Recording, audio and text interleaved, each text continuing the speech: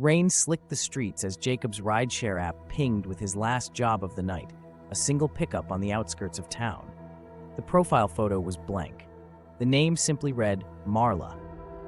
He pulled up to the given address, a crumbling row house with no lights on. The woman was already there, standing perfectly still on the sidewalk. She wore a plain gray coat, hood drawn low, her hands folded neatly in front of her. Jacob unlocked the door. "Evening," he said, forcing a polite smile. She didn't respond, only slid into the back seat without a sound. The interior light caught her face for a split second, pale, almost waxy, eyes fixed on nothing. Her drop-off address appeared on his GPS. His stomach tightened. It wasn't a street. It was Green Hollow Cemetery, 30 minutes away. "You sure this is right?" Jacob asked, glancing at her in the mirror. She didn't blink. "Yes," she said softly, the single word stretched and cold. The city lights faded as they drove, replaced by empty fields and skeletal trees. Rain drummed on the roof. Every so often, Jacob glanced in the mirror. She never moved, but somehow her head seemed slightly turned toward him each time, chin angled, eyes not quite focused. Halfway there, the GPS rerouted itself without warning. Jacob frowned, checking his phone. No signal. The map now showed a twisting back road that didn't exist yesterday.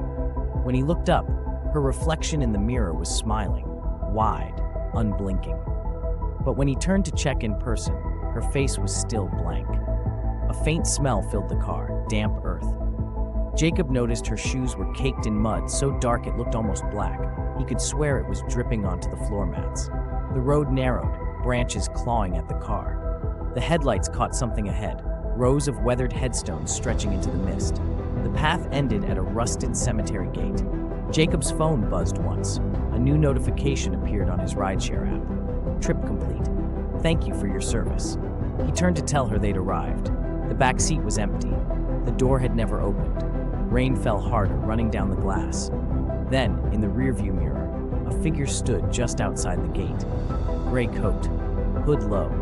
The lantern-like glow of the headlights caught her face, skin sagging, eyes black and hollow. She raised one hand, pointing toward the graves. Jacob slammed the car into reverse. The tires spun in mud, but the engine roared and lurched backward. When he glanced in the mirror again, she was suddenly closer, standing directly behind the car. The rain swallowed the sound of his scream. At dawn, locals found his car idling in the cemetery lane. The doors were locked from the inside. The driver's seat was empty, mud smeared across the floorboards, pooling where someone's feet should have been.